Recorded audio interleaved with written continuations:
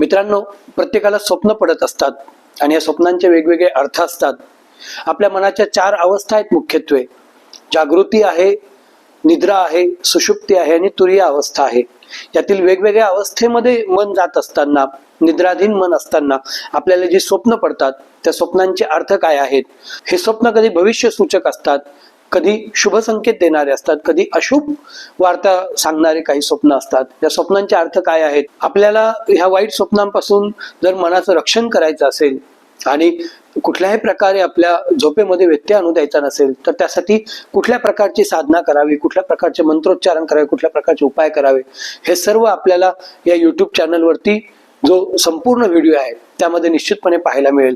जी स्वप्नेश्वरी देवी आहे, त्या स्वप्नेश्वरी देवी कोण आहे, ती कुणाची बहीण आहे, ती आपल्या कार्यामध्ये कशी कार्यान्वित होते, निद्रा देवीचा काय परिणाम आपल्या आयुष्यामध्ये होतो, त्याच पद्धतीने स्वप्नांचं आकलन कसं करावं, हे संपूर्ण आपल्याला या महाजन गुरुजीच्या संपूर्ण व्हिडिओमध्ये युट्यूब चॅनलवरती पाहायला मिळेल. जरूर बघा आणि आपल्याला आवडलं तर लाईक, कमेंट आणि शेअर जरूर करा.